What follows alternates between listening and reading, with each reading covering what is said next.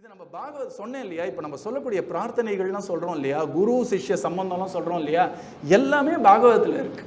நிறைய பேர் இங்கே வந்து பாகவதம்லாம் உங்களுக்கு சொல்லியிருக்கார்கள். அதுலேருந்து சில விஷயத்தை எடுத்து சொல்லணும் தான் நான் ஆசைப்படுறேன். கதைகள்லாம் நம்ம கேட்போம், எவ்வளோ வாட்டி வேணாலும் கேட்கலாம், ஸ்வயம் பிரயோஜனம். கதை கேட்கறதே பிரயோஜனம். அதிலிருந்து ஏதோ ஒரு விஷயம் கற்றுண்டா இன்னும் நல்லா கதை கேட்போங்கிறதுனால இதெல்லாம் சொல்கிறேன். இந்த நாரத மகர்ஷி இருந்தார் இல்லையா, அவர் என்ன பண்ணுவார்னா, எப்பவுமே கருணைனா கருணை அவருக்கு. அவரை மாதிரி ஒரு கருணாமூர்த்தியே இருக்க முடியாது. ஆனால் மகான்கள் தான் கருணாமூர்த்திங்கிறத அனாவசியமாக வெளியே காட்டிக்க மாட்டார்கள். சில சமயம் கடுமையாக இருக்க மாதிரி கூட இருப்பார்கள். உள்ள கருணை தான் கடுமையாக பேச வைக்கிறது. இந்த குழந்தை உதாரணத்தையே திரும்ப வருவோம். இந்த குழந்தை அழருது, அம்மா எனக்கு ஐஸ்கிரீம் வேணும்னு. Temperature 103 degree. எந்தம்மா வாங்கி கொடுப்பா? முடியாதுடா கண்ணா அப்படின்பா. இல்லைம்மா நீ கெட்டம்மா, நீ சொல்லதை கேட்கவே மாட்டேன்ற, நீ உனக்கு என் மேலே அன்பே கிடையாது, இப்படிலாம் சண்டை போடும். பேசாமல் இருப்பா அண்ணன். ரொம்ப சத்தம் போட்டு ஹெப் சுமார் அப்படின்பா. இப்போ அன்புனால சொல்கிறாளா வெறுப்புனால சொல்கிறாளா?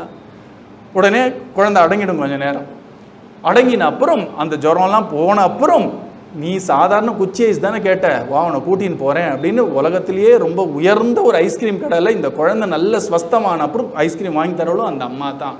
அந்த அம்மா என்ன தெரியுமா சொல்லுவா, இவ்வளோ நாள் ஐஸ்கிரீம் கிடையாதுன்னு பொறுமையாக இருந்தோன்னு அம்மாவுக்கு ரொம்ப பிடிச்சி போயிடுத்தோன்னே அம்மா ரொம்ப சந்தோஷப்பட்டா.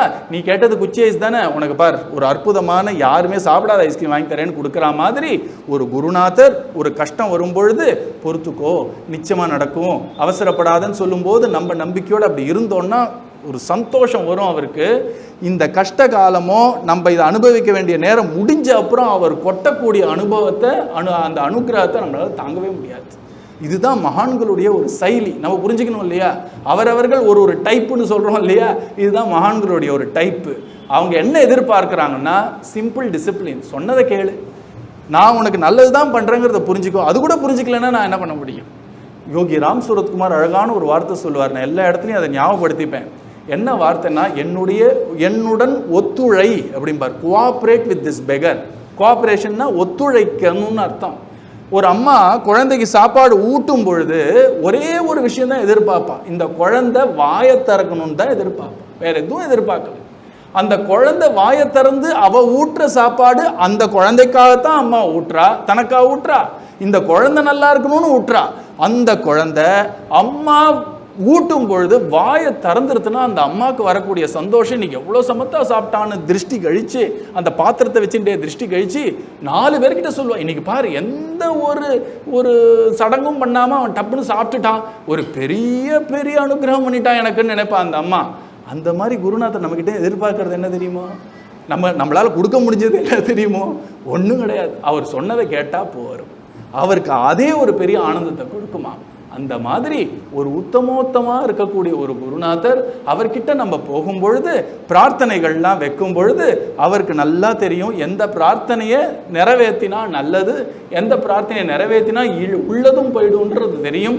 அதனால அதுக்கு ஏற்ற மாதிரி கரெக்டாக தான் அவர் பண்ணுவார். அது நம்மளுடைய ஒரு வாழ்க்கையில் மேன்மேலும் போகணுங்கிற அந்த ஒரு குறிக்கோளோட தான் பண்ணுவார். அதுதான் இந்த சதுர்விதா பஜந்தேமாம்னு பகவான் சொல்லும் பொழுது, முதல்ல எடுத்த உடனே ஒரு கஷ்டம் வந்தால் எங்கே போனால் கஷ்டம் தீரணும்னு பல இடத்துக்கு போவோம். ஆனால் பகவானுடைய அனுகிரகத்தினால பல இடத்துக்கு போனாலும் கரெக்டாக ஒரு மகாத்மாவுடைய சங்கத்துக்கு பகவான் அப்படி தள்ளி விடுவான். அப்படி ஏன் தள்ளி விடுறான்னா, நம்ம மேலே இருக்கக்கூடிய காரணமற்ற கருணை பகவானுக்கு. இந்த ஒரு குழந்தை கரையேறணும்னா இந்த இடத்துக்கு போனாதான் கரையேறணும்னு பகவானுக்கு தெரியும். அவர் கஷ்டத்தையே ஒரு சாக்கா வச்சுன்னு இப்படி தள்ளி விட்டுடுவான் உள்ள. அதுக்கப்புறம் நமக்கும் குருக்கும் இருக்கக்கூடிய ஒரு அற்புதமான பந்தம். அப்படிப்பட்ட உத்தமோத்தமான குரு தான் நம்ம நாரத மகரிஷின்னு சொன்னேன். அவர் என்ன பண்ணுவார்னா, சில சமயம் அனுகிரகம் பண்ணுவார், அனுகிரகமாக தெரியும். சில சமயம் அவர் பண்ணக்கூடிய அனுகிரகம் சாபம் மாதிரி தெரியும்.